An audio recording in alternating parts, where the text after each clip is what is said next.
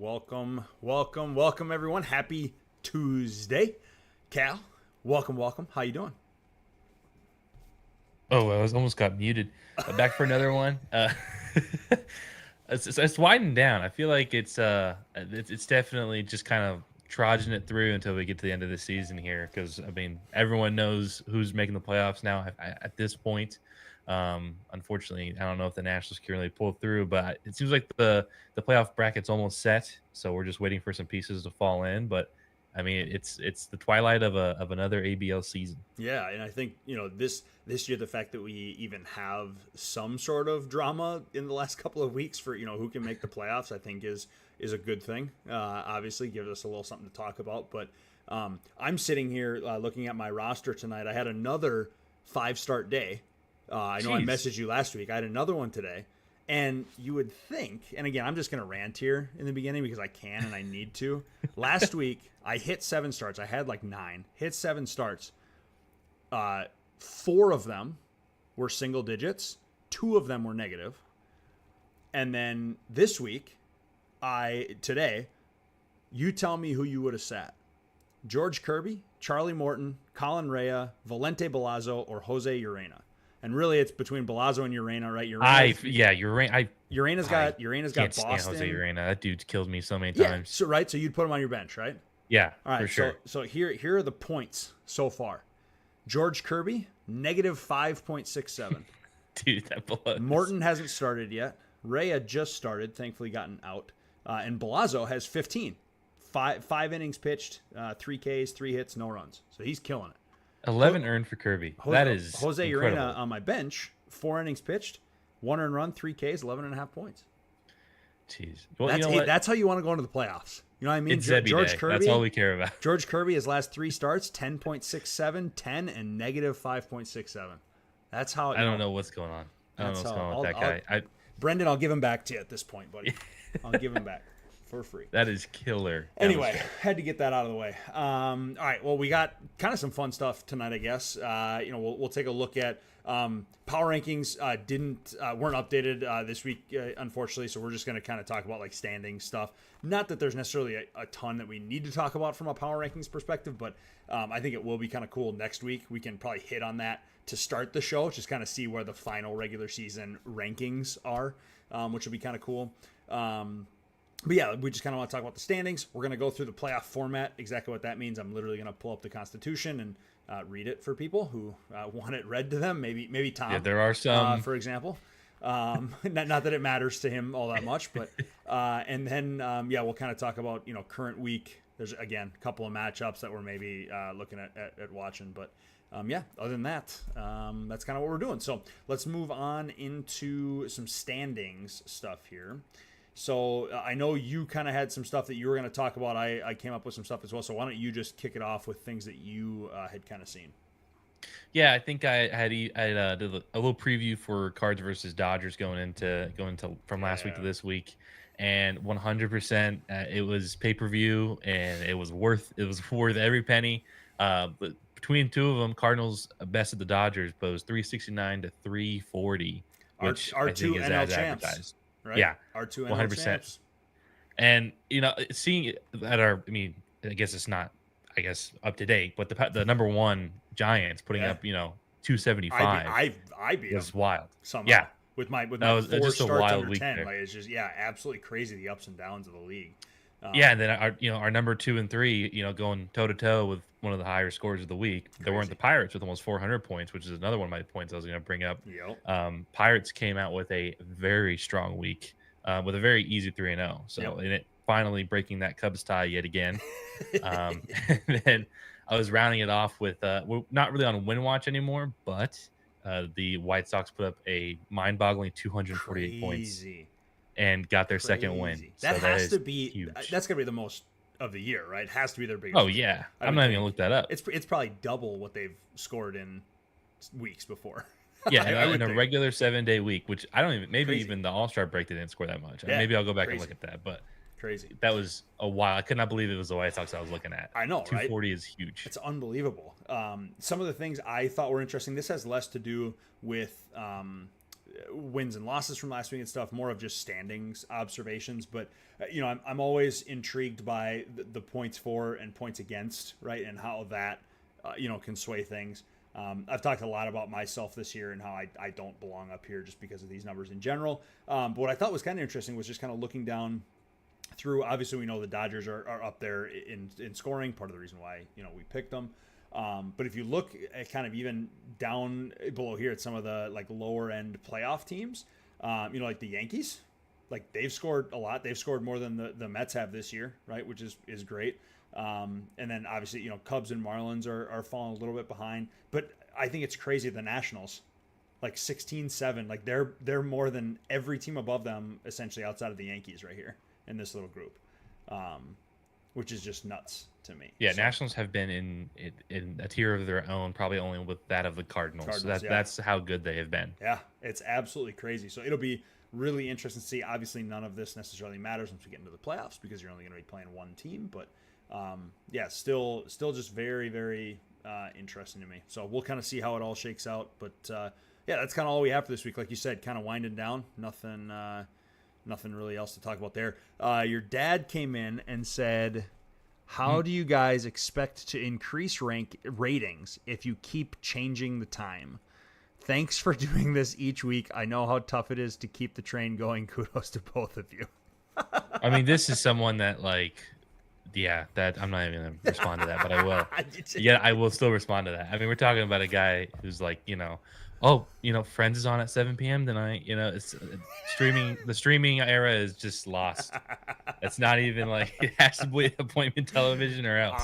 On the dot, right? Got to be. Hey, if something's at this time, it's got to be this time. I got my calendar all set up. This is when I do stuff. I can't. Bears Lions comes on at 7:30. Better be on 7:30. Hey, to his credit.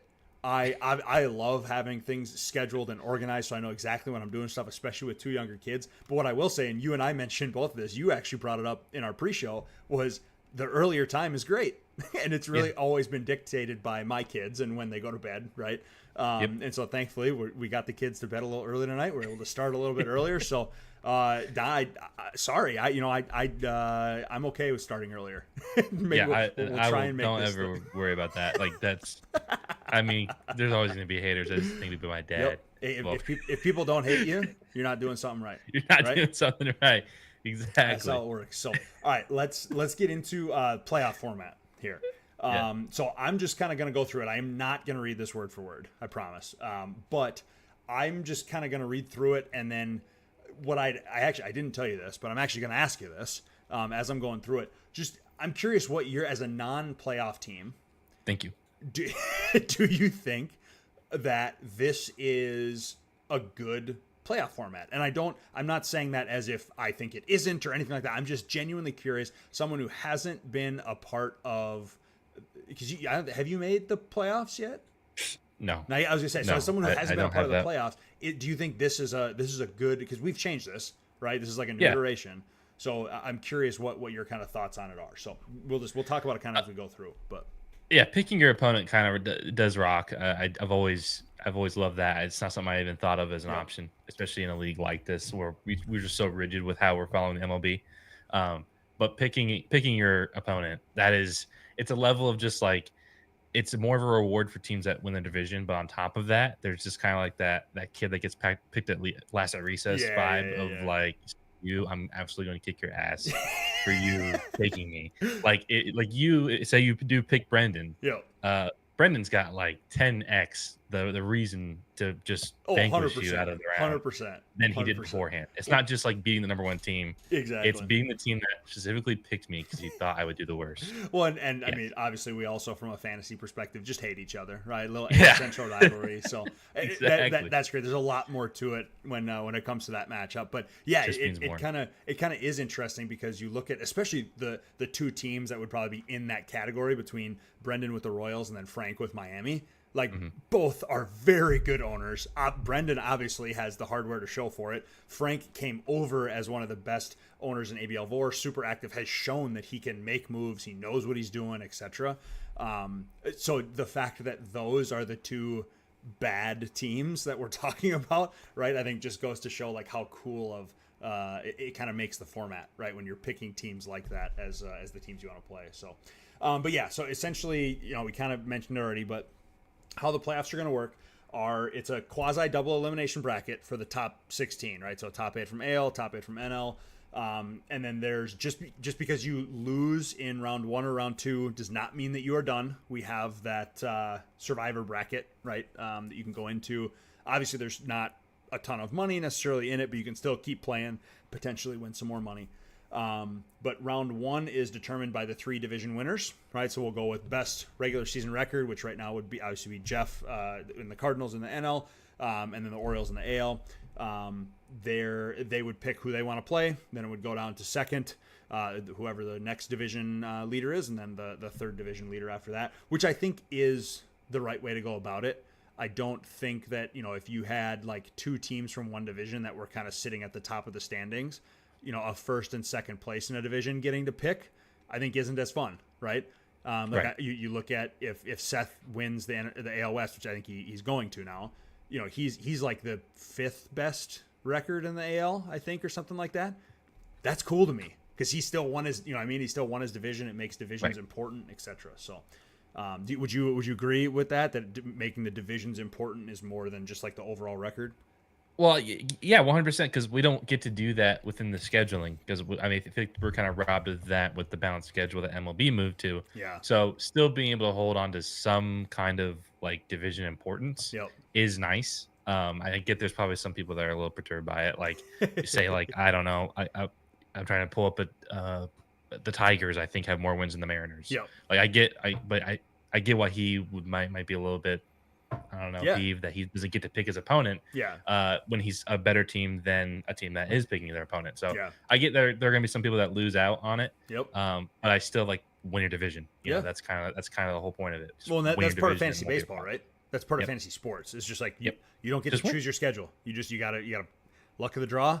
You got to do the best you can, and you got to try to win as many coin flips as possible, right? As has become the phrase in this league. So that's week 1. After week 1, then we move on to the second week. Assuming a division winner wins, at least one, the division winner that has the best regular season record that is left gets to choose again, and then the other matchup will just be determined, right, based on who they choose.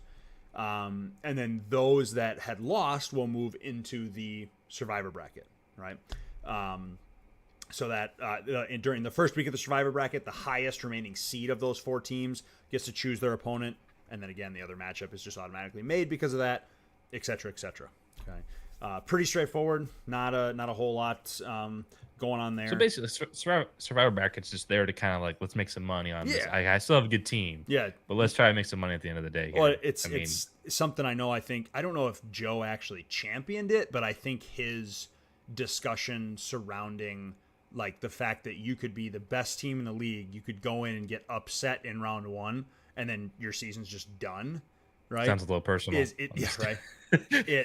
That sucks. That's a bad feeling. I agree. It's a bad taste in your mouth. And so the survivor bracket is a cool way to say, okay, yeah, we got upset, is what it is. Like, or maybe we didn't get upset. We had to play Jeff in the first round, and so we're probably gonna lose. But now I at least have something to play for still, right? Which is great. I think that that's one of the best parts of ABL is every week matters, right? Every game matters. You can win if you win. You can win money, right?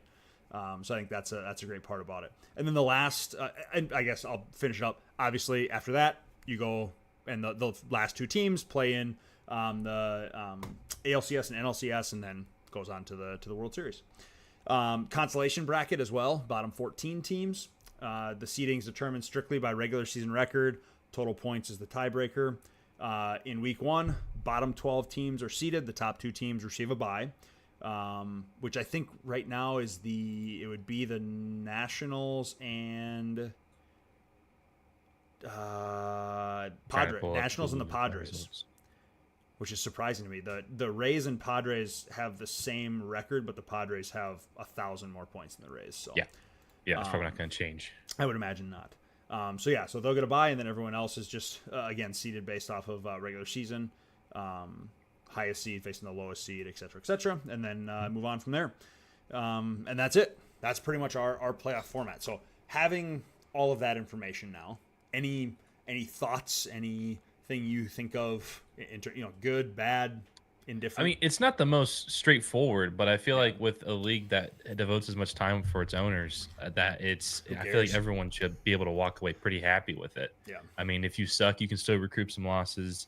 If you suck in the playoffs, you can still recoup, and then of course there's, just winning it all. So at least there's kind of like everyone's still involved throughout the season. The season does not just end at week 20, which I do kind of like that. Yeah, that's and I mean, even like you look at, again, a team like Tom's, who hasn't won very many games all year, like all of the games he's playing right now still matter. He still can win money. Same with when he gets into the consolation bracket. He can, even if it's $1.50, $1.50 is $1.50, right? It just, it kind of is what it is. Your dad commented on that as well, which again, we should say how much we appreciate him obviously actually listening and paying attention. That's a great thing. We know you're just giving us shit, Don. No worries about it. Although apparently he is watching the Cardinals get smoked by Green right now, is what he said. So that's fine. But no, he said since winning the division matters for the brackets, then we seriously need the division schedule to be increased. And I think that's an interesting conversation. We maybe don't need to get into it completely now, but I know for a fact that that's something that I personally want for sure. I know there's plenty of other people like Jeff and Joe in the league who have also said like, hey, we'll put the work in, right, to make it so that we have the schedule that we want. And so I think that's, if we can get to that, it just makes the league so much better, right? Like regardless of, I know we're trying to do the realism thing, right? We're trying to say as close to real baseball as possible. That sucks but it baseball. does, 100% it does. I don't. There are not many people I know who say that that's the best way, or the best baseball has ever been from a scheduling standpoint, right? Yeah, it might have even gotten worse because I mean some of the travel these guys are doing is just nuts. Like these travel days where they would just never have to do it in normal circumstances. Yep. So 100% agree. It just seems like more of a burden, and I don't know if it's from like a marketing perspective from MLB where it's like, okay, we can have Judge and Ohtani play against each other now. 100%, 100% it is. Yeah, or right? like Cole and Judge or whatever. When that was so hyped up in the All-Star game. You want to know what? Yeah, you are so right. It's not even funny because like you think about it, the normal Boston Yankees matchup, right? Still hype, right? It's still great. People still love the rivalry, etc. But you just look across baseball in general. Are there any other rivalries like that people still get as hyped for now that they did 5 years ago? Yeah, zero. I mean, you have to be just riding off the fumes of previous rivalries that were only there because of the divisional setup. I mean, and a lot of these teams, because of course, like the MLB, the way it used to be way back in the day, is that the divisions were like East and West. So it wasn't even like you had to be within that too and still survive to get to like the 5 teams per division as well. Yep. So I mean, these were long standing rivalries that are just kind of gone, essentially. I mean, Cubs and Cardinals will always kind of be like a friendly thing. Yep. Red Sox and Yankees will never die. Maybe as long as the Padres are good, Dodgers Dodgers pushing Giants, it a little bit. Maybe Dodgers Giants will always be just from the New York thing. Yeah. So, I mean, there are some teams that are just always going to be linked together just because of history's sake. Yep. But there's nothing new that's going to be formed, I don't think, unless it's like a playoff battle. That's just like these two teams now hate each other. Well, and we can create that in the ABL, right? Like we have the ability to do that. And I think that's, to me, the biggest selling point is we already kind of have rivalries, right? If I get to play Brendan 5 more times than I already do, that is going to make my season infinitely better. And he'll never admit that would make his season better too, but it will. It will make his season better as well. And I think everyone would love that. You think right now of just each division, I can think of 2 teams at least in each division that it would be awesome to see them play each other 5 more times every year. Sure. Right? Like it would just be cool. Like I can see that. And even though things are going to change, right? Ebb and flow. Teams aren't always going to be the same. If you build up the rivalry now, I don't care how bad my team is. I don't ever want to lose to Brendan ever again. ever. And I'm sure he says the same about me. So, but yeah, I think it just interesting to talk about, something we'll talk about in the off season, I'm sure, but, who knows? Maybe we'll get there eventually. Yeah, all right. no, I dig it. Let's move on to kind of our last piece here. just looking at the week ahead. So why don't you go ahead? You have kind of the two matchups we're watching, right? Yep. Or the two races we're watching. Obviously, Nats and Marlins. We've talked about that long time. Nats got to make up a lot of ground and get some help from the Marlins.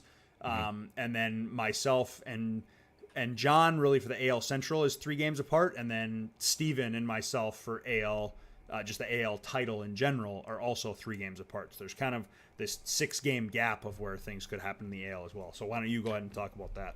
Yeah, I mean, John's got a lot of ground to make up. I mean, 3 games in 2 weeks is very difficult. But luckily, you do have a pretty tough schedule this week. So you're facing the Cubbies, the Pirates, and the A's, while John has to face the Red Sox, Mets, and Mariners. So you would think that if John maybe can squeak one out over the Mets, feeling like a nice 3-0 potentially. Whereas, I mean, I do think probably you definitely can beat all 3 of these teams. But Can I also mean, lose to all 3. exactly. It's very Especially much when George effing Kirby gets negative 5.67 That's- points in a week. 100% going to kill you for sure. I mean, that's just I cannot believe that because I have a Kirby share. Like Dad and I co-own a team. We have a Kirby share, and he's getting absolutely killed right now. Yep. So great. That's great news. Yeah. But no, I don't know if this. I think this has got to be the week, this do or die week of you got to rip off a 3-0 here for John before if you have any shot for next week, and it's not going to be an easy task at all. No. And then the other one I have is kind of teased it earlier, but it is the Nationals versus Cardinals, which I can't believe that this is actually like a marquee matchup. But both of these teams, I went back and looked just because when the Nats are going on that crazy run, they just were not losing a single game. Yep. Since week 13, which was the Nationals' first 3-0 week, and this whole thing started, both the Nationals and the Cardinals only have one loss since week 13. Dude. That is so crazy. It's just like the Mets stat where he lost 1 game for like a month and a half. Like that's just nuts. 100%. I mean, these are the hottest teams that we got going right now, and they're matching up, towards the end here. So, I mean, for the Nationals, this is basically like your World Series. Like, if you beat the Cardinals, you can hang your hat and be like, if we made it, we would have won it, and then you can do like UCF in 2017, just be like we're national champs. Hell yeah! Fly the banner. We got screwed, but I mean, it's be a nice way to cap off one heck of a season for sure. So I think the most interesting question, and that's essentially all we have, right? There's the matchup. Like there's some other decent matchups and stuff this week, but it's not necessarily a huge deal. It might change some seating a little bit here and there, but nothing crazy that we're looking at. So my big question for you before we maybe go and wrap it up here is, if the Nationals make the playoffs, they pull it off, miracle run. And I guess this is kind of our last topic too. Who does Jeff choose in week 1? Because if the Nationals are coming in, are they a true 8th seed? I'd probably go with the Phillies anyways, just because the Phillies just seem to be losing a little bit of steam. Okay. Even right now, I probably would have really? just that'd be my choice. So like even over the Cubs? Yeah, I think so. Wow. Okay. Interesting. I had to dwell on it, but I think for just give me 1 week, I'd probably feel better about the consistency, I would say, of the Phillies versus the volatility of the Cubs. Of like, I don't know. I mean, at his peak, I don't know what the hell he's capable of. So yeah. I might opt for Phillies just because I've just noticed, and I could be wrong, but I feel like I've gone through every week. I'm like, man, kind of a down week for the Phillies. It's been like since this past month almost. Okay. I'm just like, man, I don't know. It's just that's not what I expect from them. It's interesting. I would say ever since the Marlins and Mets bought in, is kind of when that downward curve has been going. Yeah. So I mean, for best odds, I would probably go with the Phils. Interesting. So it's funny because you're kind of convincing me. To answer my own question though, 100% I am not picking the Nationals. There's no shot. Oh yeah, no way. I would probably go with the Cubs. I agree the volatility is there to where Frank could just go off in a week, but I think the chances of that happening are much less than the chances are of him having a mediocre week. Sure. And so I would probably look there first. I would agree with you though. After that, I would look Phillies second. So we'd be, it'd be Rourke right now. Yeah, it'd be Rourke who would pick second. I'd probably go. So are you thinking Phillies Cubs are gonna be first 2? probably. Yeah. You'd think. Yeah, probably. I would think so. Okay, so then move on to the Mets. Who do they go with? You got Duke. What's our pool here? You got Duke. You got Joe, or you got the Nationals. That fucking sucks, dude. That's that horrible. fucking sucks. I That guess is you gotta awful. go. I guess Duke, because it's almost like 100%. you I think can't so, lose too. here because you're in a bad spot, and you Yep. can always hang your head on like I got screwed. Yep. There's nothing I can really do about it here. Yep. I'm not picking the Dodgers for any reason whatsoever. And how do you pick the Nationals? I just don't know how you do right now. I feel like there's some recency bias here with the Pirates. I feel like of the three teams, the least consistent's the Pirates. 100%. So They had a good week last week, which I'm like you taking said. the opposite reason that I took the Phillies. But like that 400 points came out of nowhere, and the Pirates have not been doing that. Whereas the Nationals' Yeah. consistency of being like 360 and above, same thing for the Dodgers. Like that has been locked in almost for these teams in the past month and a half. Yeah, I was looking to Pirates, see if, I don't think have been that team. So I'd probably go with Pirates. I agree. I would go with the Pirates as well. I was trying to see who Duke might be getting back. Which man, yeah, I don't know if he's Yamamoto. He might get back for the playoffs. I don't know. Cavalli He maybe at just some pitched the point. bullpen, so But- that feels like a bit Yeah, of a ways away. He'd have Yeah. to get to week 2 or 3 of this Yeah. whole thing to actually use them. most likely. Yeah. So yeah, I don't know. I guess I probably would too. Interestingly enough, and so then that would essentially put. So I mean, two first round matchups of Mets Pirates, and then Dodgers Nationals.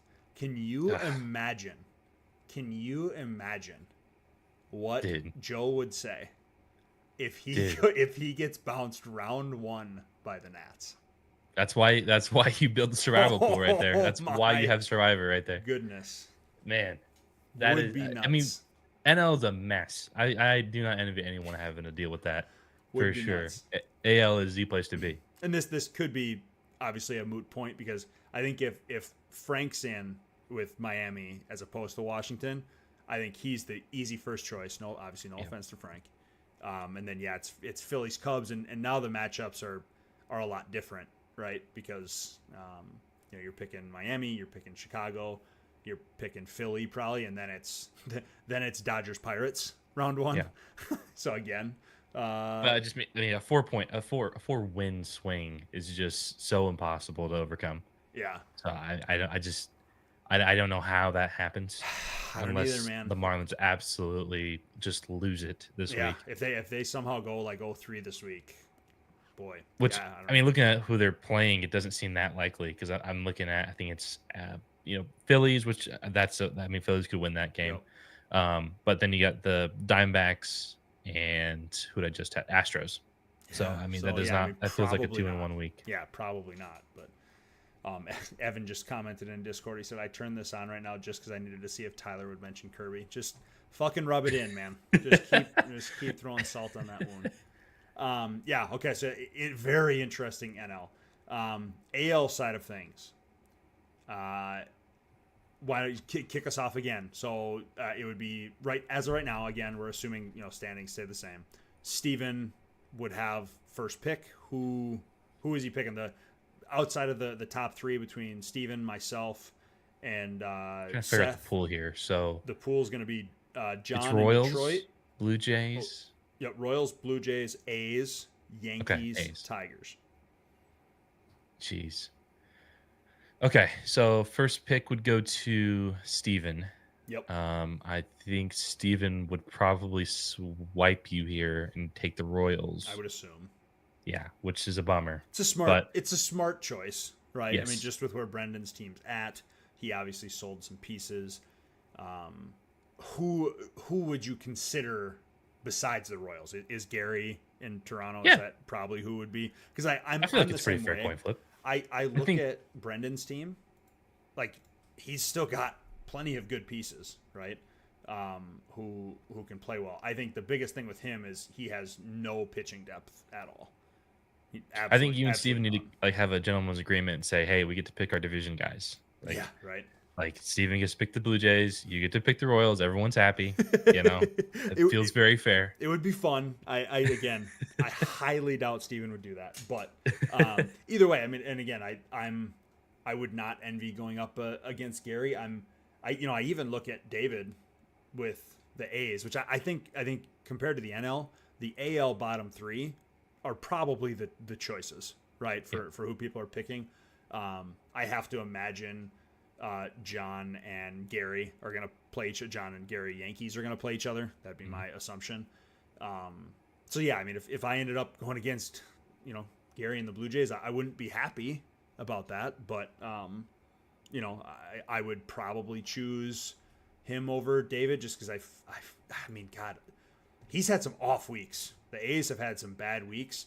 Absolutely. But you look at a roster and you see Riley, you see Ellie. It's hard to be excited about going up against that. He's got a decent amount of pitching depth too. So yeah, I don't know. It'll be interesting to see, but yeah, I feel like I'd probably lean towards the Blue Jays in that scenario.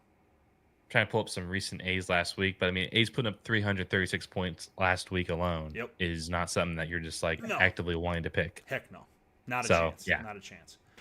So yeah, so I think it'd be probably Steven and Brendan. So Baltimore, Kansas City, Minnesota, Toronto, and then my assumption would be Seth with Seattle would pick Las Vegas, which would be a spicy first round matchup. First in AOS, second AOS, that'd be pretty great, and then obviously then it would be New York and Detroit as the 4-5 as well. So I also went back to a prior week. Just I'm curious with bring up the A's because I feel like they, like you said, they are pretty volatile. Yeah. And just the week prior, 230 points. So it's a 100-point swing from week to week. Man. You have no idea where you're gonna get. I would not want to touch that. So nuts. Crazy. But yeah, anyway, I think that's probably how it would play out. So yeah. Will be interesting. Fair. I don't necessarily think the only way the AL is spicy is if I somehow pull in front of Steven or he lets me have Brendan. That's the only way it's probably going to be spicy, right? Outside of that, AL will probably be pretty plain, but that's okay. It doesn't necessarily need to be spicy. So no, I think the less chaos, the better for you. I think if you can just God, for me, just stay the course. 100%. I will be happy if I win a match in the playoffs. So anyway, yeah, I think that's about all we have for this week. Anything else you wanted to throw out there? No, honestly, I'm just happy to be here. I'm happy to get to watch you guys have so much fun. Maybe one day this will be mine. It's gonna be. Maybe. And you know what, Cal? The day that you lock in the playoffs, whatever pod that is, you and I are gonna crack a beer on the pod. I'm drinking on stream. We're gonna celebrate. All right, you got my word on that, brother. Love it. Absolutely. All right, man. Well, enjoy the rest of your night. Thanks, everyone, for coming out. We will not be live on Tuesday next week because we are going to do a reveal of the playoff bracket on Sunday next week. We'll essentially reach out to all the owners of the playoff teams, have them just kind of give us a list of who they would want to play, essentially, and then we'll reveal it on stream. Essentially, I'm sure I'll put it on Cal to create some badass graphic of some kind, and we'll go through and reveal the bracket and go from there. So should be a good time. Don't know necessarily. It'll probably be similar time, I would think. So, 7:30 per usual, but I'll update you guys sometime next week. So with that being said, that's all I got. Cal, have a great rest of your week, my man. Yep. See you guys. All right. Peace, everyone. Bye.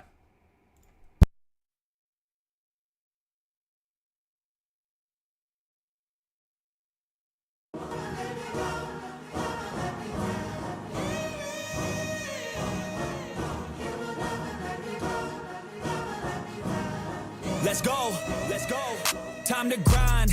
Get inside your mind. Yeah, we working overtime. That's the only way to climb. We gon' make it in our prime. Signing on the dotted line. Cashing checks left and right. That's the way I'm living life.